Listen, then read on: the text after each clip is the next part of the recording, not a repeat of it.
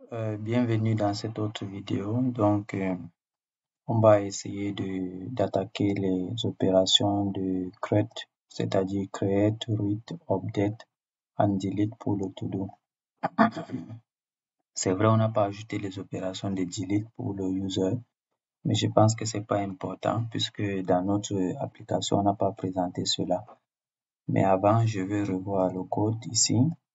Et je pense que ce code pose problème parce que ici, si jamais le data ne contient pas la clé username, il y aura le key error qui sera levé. Donc, pour éviter ce problème, on va dire on va faire une opération TNL en Python, une opération TNL autant pour moi. Donc, on va dire,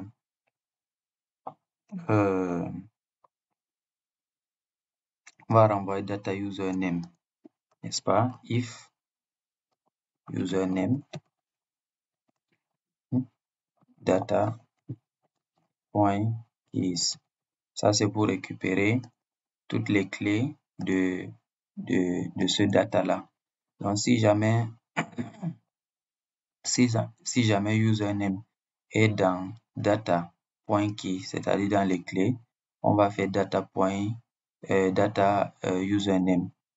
Sinon, donc on va dire else, on va faire juste username. Et c'est la même chose qu'on va faire ici. On va faire, disons, je reviens. Donc, data email, if email in data.keys. Et si c'est le cas contraire, on va faire user.email. C'est comme ça qu'on fait l'instruction TNR en Python. Ok. Même chose ici, data profile, if profile image in data.keys. Et là, on va faire else, on va faire user profile. Donc ici, rappelez-vous, l'objectif c'est de récupérer soit la nouvelle donnée, soit de conserver l'ancienne donnée pour update les informations de l'utilisateur. Donc, on va venir dans les to-do rapidement. On va aussi créer les méthodes statiques, static method. Et là, on va commencer par le add to-do, donc def pour notre fonction add. Et là, on va prendre un to-do en paramètre, un objet to-do en paramètre. Et là, on va faire du try. On va faire db.session.add de notre to-do. Et on va faire db.session.commit. On va committer et on va retourner true except exception as e. Dans ce cas, on va loguer l'exception et retourner false. De toute façon, ici, on va retourner false. Ça, c'est bon pour ajouter un to-do. Rappelez-vous que ce to-do doit être un objet. Ok, on va continuer. On va définir une représentation def representation, disons self. Et là, on va faire return. On va retourner une chaîne de caractères qui soit to-do. C'est pas obligatoire, c'est juste pour qu'on ait quelque chose d'assez lisible. Donc on va faire on va utiliser format. Donc point format cette fois-ci. Qu'est-ce qu'on va utiliser? L'ID, le content. On va utiliser le content. Donc on va dire self.content. Ok, là c'est pour avoir une représentation. Et là on va fermer. une représentation du to-do, en fait des différents to-do qui sera to-do avec la description, c'est-à-dire le content et non l'ID. Ok, on va aller rapidement. Static méthode. Et là, on va récupérer un to-do, donc def get one à partir du to-do ID, à partir de l'ID du to-do et du user. Puisque c'est le user, on doit se rassurer que le user, le to-do pour lequel on est en train de vouloir récupérer, en fait, le to-do dont on est en train de récupérer appartient à cet utilisateur-là. Sinon, on renvoie nul. Donc, on va partir d'abord sur un to-do qui est vide et on va faire du try, forcément. Et on va sélectionner notre to-do en appelant la classe to-do, la classe to-do ici. Donc, on va faire to-do.query. On va utiliser filter tout simplement. Et là, on va dire, on va prendre le first. On va d'abord prendre le first. Ici, on va prendre le premier to-do, first. Et là, on va dire to-do point id is cet id là. Ok. On va se rassurer qu'il soit en entier. Donc, int cet id là. Attention, attention, attention. Je vais faire un CTRL Z. Ok. Donc, on va se rassurer qu'il soit en entier. Voilà.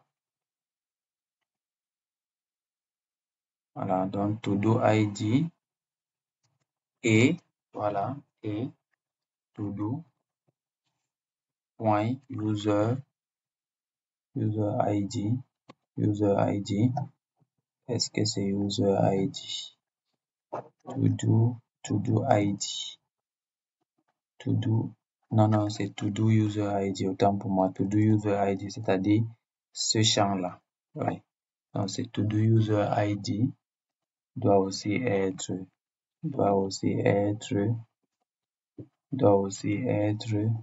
ce user ID là qui doit aussi être en entier, forcément.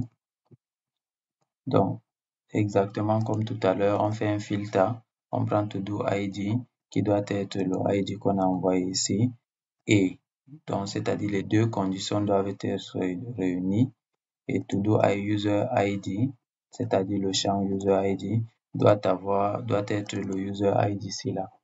Si c'est bon, on a récupéré le to-do, on va tester si on l'a fait. If to-do, donc s'il y a un to-do, alors on va retourner un objet. On va retourner un objet qui va avoir un ID. Vous allez comprendre. Et l'ID de cet objet sera le to-do qu'on a récupéré ici. Point ID. On va avoir le content. Ça sera toujours le to-do qu'on a récupéré. Content. On a user ici, on va dire user owner, c'est-à-dire le propriétaire, le user propriétaire de ce to-do. On va dire to-do.user ID. Ça dépend de vous, mais moi je préfère avoir quelque chose qui parle, dont user owner, mais parle beaucoup plus. Et là, on va dire done, l'état, to-do.done. Et là, on va dire archived, to-do. J'ai des problèmes en anglais. To-do.archived. Voilà. Virgule. Et là, on a created at. On aura to-do.created at. Et on a ici updated at. On aura to-do.updated at. Je vais essayer de mettre un peu d'espace ici.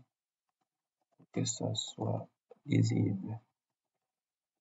Ok, donc voilà ce qu'on va retourner. On va retourner un objet contenant le to-do qu'on a récupéré. Là, c'est try. On va faire dans le except. Attention, except. Attention à l'indentation. Exception as E. Et là, on va faire le log de l'erreur sur notre serveur. Et ensuite, on va retourner de toute façon un to-do. Le to-do à retourner peut être celui-ci qu'on a retourné ici, ou bien un to-do vide. Je sais pas pourquoi j'ai retourné ici. Si to-do on retourne directement, ou bien ici en cas d'exception. En fait, si on n'entre pas dans le try, on va pas retourner ça, on va retourner to-do qui soit vide. Je pense que c'est bon. Deuxième chose, on va aussi tester ça, mais lors du développement, pour ne pas perdre le temps et surcharger les vidéos pour rien, on va, lors de l'utilisation dans les routes, on va voir s'il y a des erreurs. Donc, static méthode, et là, on va faire delete. On va faire la méthode qui delete. Donc, def delete one, donc supprimer un to-do à partir de son ID. Et là, on va faire un try, forcément, toujours, on ne sait jamais, la base de données peut ne pas être présente. On va sélectionner le to-do, query, ça c'est à retenir, get, pour récupérer un to-do, int, pour convertir to-do ID. Donc, on convertit le to-do ID ici, et là, on va voir si on a le to-do, if to-do, point. Donc, l'idée ici est de vérifier si le to-do, si on a un to-do. If to-do, on va voir si if to-do, bon, on va pas se compliquer la tâche. On va supposer que l'ID du to-do envoyé existe. Donc, if to-do archive, on va vérifier si le to-do n'est pas archivé. Donc, si le to-do est archivé, c'est-à-dire ici, if to-do archive est égal à true, qu'est-ce qu'on fait? Directement, on retourne false, c'est-à-dire, on ne peut pas modifier le to-do archivé. Rappelez-vous. Ensuite, si le to-do n'est pas archivé, on se met à la même ligne que le if. Il va passer. Dans ce cas, il va exécuter db.session.delete. Donc, si le to-do n'est pas archivé, on va delete le to-do. C'est-à-dire, on va delete le to-do qu'on a supprimé ici. C'est vrai, ici, on devait vérifier si vraiment on a un to-do ici. Mais je vais partir de l'hypothèse selon laquelle on va renvoyer les to-do sur le front-end et les ID vont exister en BD. C'est vrai que c'est pas une bonne hypothèse, mais on va partir comme ça pour ne pas compliquer. On va dire db.session.commit pour valider nos modifications. Et dans ce cas, comme vous l'avez bien deviné, on va retourner true pour dire que tout s'est bien passé.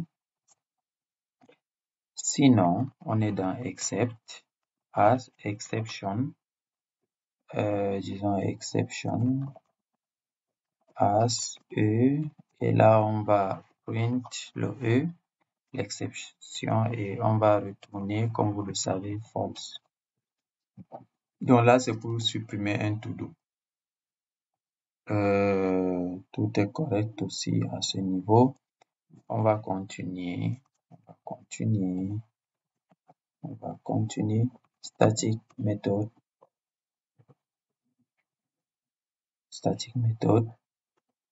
J'ai créé deux méthodes. On va essayer de tester d'abord. Je ne ferai pas une vidéo pour tester. Donc, on va faire le add. On va essayer de venir dans notre contexte. Je fais un to-do égal à to-do. Ici, on a juste besoin du content égal à faire la cuisine.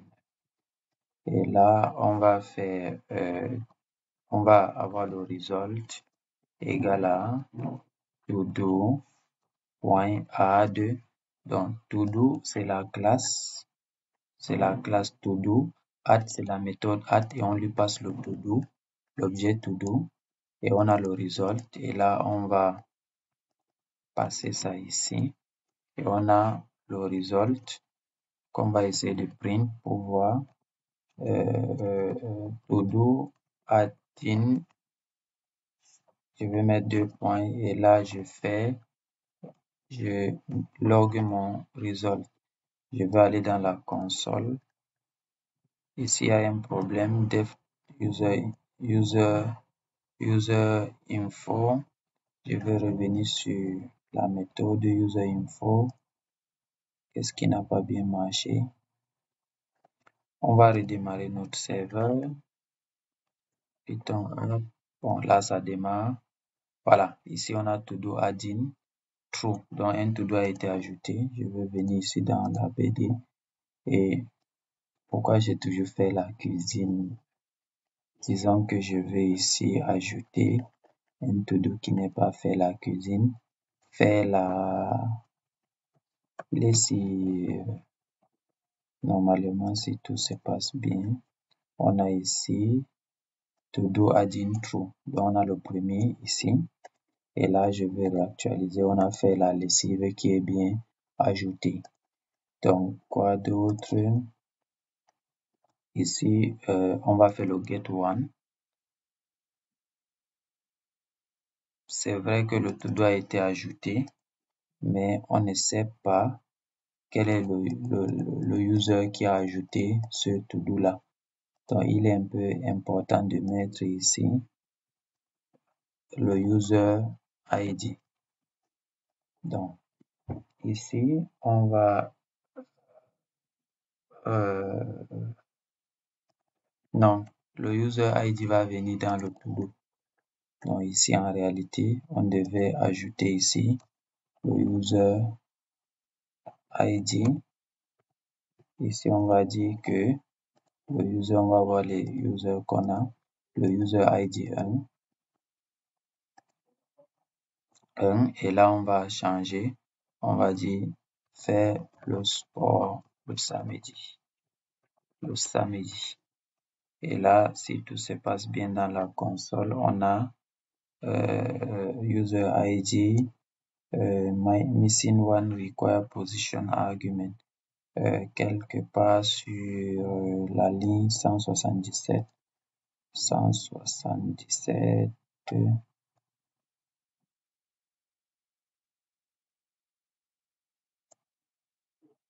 User ID. Voyons voir. todo user ID. User ID. Et là, on a user ID. Content user ID. 1. Et là, on va voir. On va redémarrer. Ok, là, c'est bon. On a le todo add-in true. Et là, je vais réactualiser. On a fait le sport le samedi qui a été ajouté par l'utilisateur 1. Je veux ajouter faire le sport le samedi qui a été ajouté par l'utilisateur 1. Bon, je veux essayer de faire le get one du todo et du user ID. Donc, on va dire todo get one. Ici, le todo ID. Disons le premier todo ID pour le user 1. Et là, le result sera normalement un todo. Oh là là, on a none. Qu'est-ce qui s'est passé? Get one. Donc, on a ici todo ID, user ID. On aura todo ID is int and todo user ID is 1. Qu'est-ce que j'ai fait ici? J'ai fait todo ID est 1. Ok, c'est normal parce que le todo ID 1 n'a pas de user. Donc, il va renvoyer none. Donc, on va mettre 4 par exemple ici. Donc, on va mettre 4 ici. Et là, si on revient sur notre console, on a donc todo ID qui retourne ID 4 avec le content fait le sport le samedi. Le user on a 1, le done false, le archive false et le created at ainsi de suite, ainsi de suite. Donc là, c'est fonctionnel. Le delete one, on va delete le todo 1 ici là. Donc on va delete le todo 1. Donc ce qu'on fera, c'est de faire todo.delete one et on va lui passer l'id 1 et là ça sera notre result ici. On va effacer ça. On va donc loguer ici todo deleting et là on va voir notre console. Normalement ça doit renvoyer true. Todo deleting ça fait true. Donc si je réactualise ici, le todo 1 a disparu. Donc voilà ce qu'on fait. Voilà, je pense que tout est correct. On va continuer. Ok, qu'est-ce qu'on va faire? On va toujours faire du static method. Et là, on va définir encore une méthode update, c'est-à-dire pour modifier update content, update to do content, disons to do content pour modifier le contenu du to do. Et là, on va passer le to do ID. On va passer le nouveau content. Et là, on va faire du try, except. On va faire to do égal à to do point query point get. Et là, on va convertir, on ne sait jamais, to do ID. Ok. Là, on a récupéré le to do. Et là, on va essayer de modifier le content avec le nouveau content ici. Je préfère mettre new content. Et là, on va dire new content. Et on va mettre à jour ici. Rappelez-vous, il y a une propriété updated at qu'on va mettre à jour. Donc, on va faire todo point updated at égal à. On va appeler notre db.func pour prendre la date actuelle à laquelle on modifie le todo. Donc, todo updated at égal à db.func now.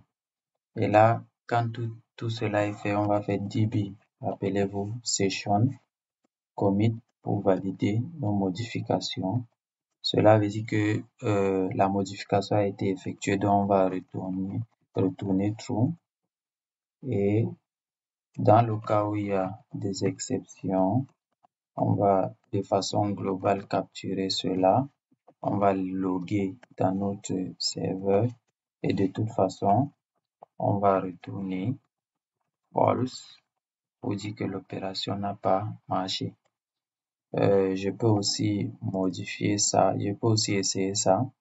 Allons-y, update to do content et là je mets le to do ID. Voyons le to do ID. Ici fait le sport le samedi, le to do 4 là. Donc on va mettre le to do 4 et là le nouveau ID sera faire le sport le mercredi. Tout court. Et là to do content updating.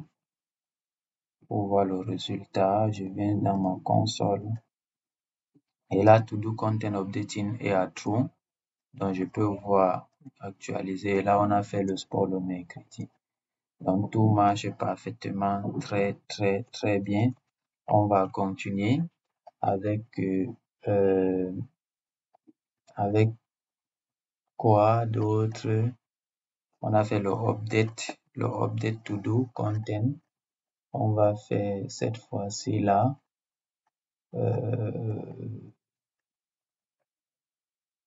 Je réfléchis un peu. On va récupérer tous les to-do, hein. Static method. Et là, on va faire get all to-dos. Non, on va dire get all tout simplement. Et là, on va faire pour le user ID, on va passer en paramètre parce que normalement, le user ID qui va faire le get all sera celui qui est connecté. Donc, par conséquent, on va passer son user ID. Et là, on va partir sur une liste.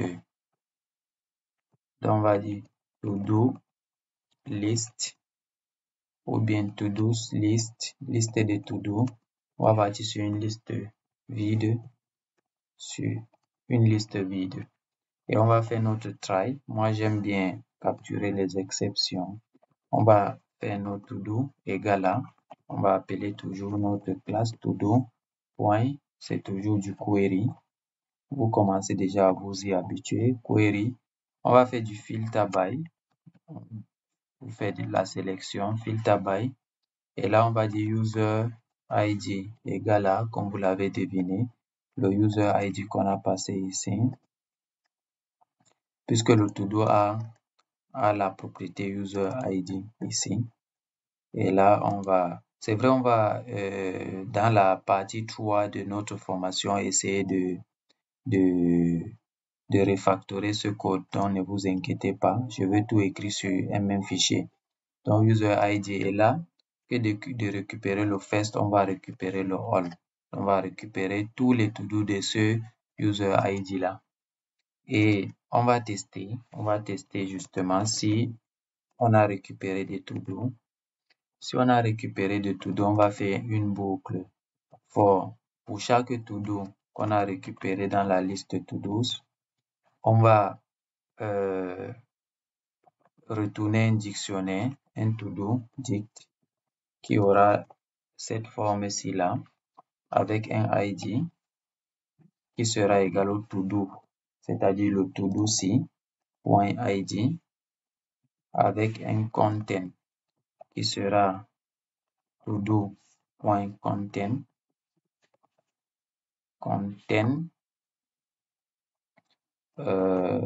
quoi d'autre, on aura done si le to-do est fait ou pas, to-do.done. On va pas oublier virgule ici, on va dire archived sera égal à to-do.archived. Et là, on va dire user owner. On va toujours rester sur notre user owner. User owner sera égal à to-do user ID. On va retourner user ID. To-do user ID. N'oublions pas la virgule. Et là, on va dire created at qui sera égal à to-do, comme vous l'avez deviné, là, le champ created at. Et là, on a updated at qui sera égal à to-do, qui équivaut à to-do, updated at. Je pense qu'on a récupéré tous les champs. Content done archive create update user ID qui est ici sur user owner. Pas ici, voilà ici plutôt sur user owner. Donc je vais effacer cette ligne. C'est vrai, je suis en train d'oublier GitHub. De toute façon, quand on va finir ça, on va essayer de voir qu'est-ce qui a changé. On va faire un commit de notre code. Et l'objectif n'est pas de faire GitHub proprement, parce que normalement, à chaque fonctionnalité que vous développez, vous devez essayer de faire un commit. Mais là, moi, je fais des commits pour essayer d'avoir le versionning de mon code. Et au cas où si peut-être ma machine se gâte, j'aurai toujours mon code source que je vais pusher sur un repository sur GitHub. Donc là, on a notre liste, notre to-do list, notre to-do list qu'on va essayer de faire le append, la méthode append pour ajouter. Donc, au fur et à mesure que la boucle tourne, on on formate notre to-do, le to-do actuel sur laquelle on est avec notre boucle for, puisqu'en réalité, on a récupéré les to-do ici. Donc, on va parcourir chaque to-do. Donc, on va formater chaque to-do et l'ajouter dans notre dictionnaire, d'où le to-do list append. Dès que c'est bon, dès que la boucle est finie, on retourne. Parce que ici, on est if to-dos. Vous savez, les to-do existent. Donc, if to-dos, et que la boucle a fini de formater et remplir notre dictionnaire de to-do, c'est-à-dire cette liste, on va donc retourner to-do list, to-dos list.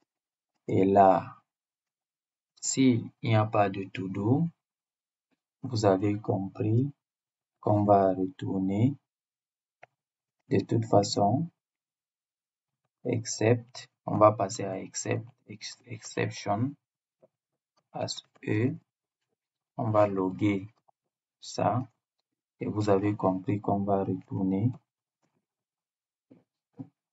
une liste vide. Donc, on va retourner cette liste-là qui est vide. Voyons s'il n'y a pas de problème. S'il y a de to-do, on fait ça et on retourne ça. Normalement, s'il n'y a pas de to-do, on va passer sur ce bloc-là. Donc, il n'y a pas intérêt à faire le else. On pouvait faire le else, on retourne directement un dictionnaire vide. Mais de toute façon, s'il n'y a pas le else, on va passer à except.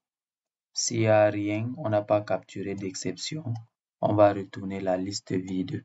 Donc là, c'est pour optimiser le code. Tout dépend de vous. Vous pouvez faire le else, rien ne vous empêche. On va tester aussi ça. Donc, on va faire to-do get all.user. On va voir le user si le user 1. Il a 2 to-do. Donc, en réalité, on va faire ici to-do get all. Et là, on va dire le user 1. Et là, to-do all. Et là, on va prendre le result. Et là, je viens sur la console.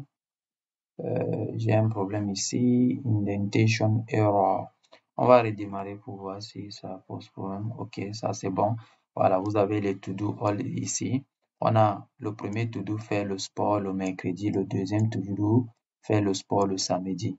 Là, c'est le to-do de l'utilisateur 1 qui a été récupéré. Et là, il met bien fait le sport le samedi et le mercredi justement parce que nous avons ici défini moi je dis représentation. On l'a défini avec le content. Là, c'est parfait. Là, c'est parfait. Là, c'est parfait. Je pense qu'on va faire un commit et arrêter la vidéo aussi. Donc, je vais revenir sur mon serveur ici. Je vais faire je vais faire cd backend. Non, je vais faire un git diff. Ok, il y a eu beaucoup de choses qui ont été modifiées en vert là. Donc, en vert, c'est ce qu'on a eu à ajouter sur notre fichier. Je vais voir tout et essayer de faire un commit et arrêter. Donc, ici, on a eu à ajouter les opérations sur les to-do, les opérations sur les users. Bref, on va faire de façon générique. On va faire git add all git commit .m. Le message sera add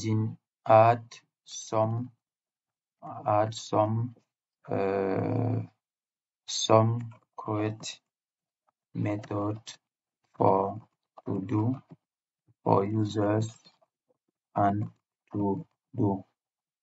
Bon, là, c'est parce que normalement, à chaque fonctionnalité, vous devez faire un commit si vous utilisez si vous souhaitez gérer le versionning de votre code. Bon, là, ça ne veut absolument rien dire, mais on va committer ça comme ça. Donc, git log git log pour voir l'ensemble des commits, c'est-à-dire des versions qu'on a eu à apporter. On en a 3.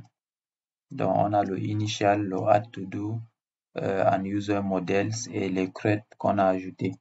Donc, on va arrêter, on va continuer dans la prochaine vidéo.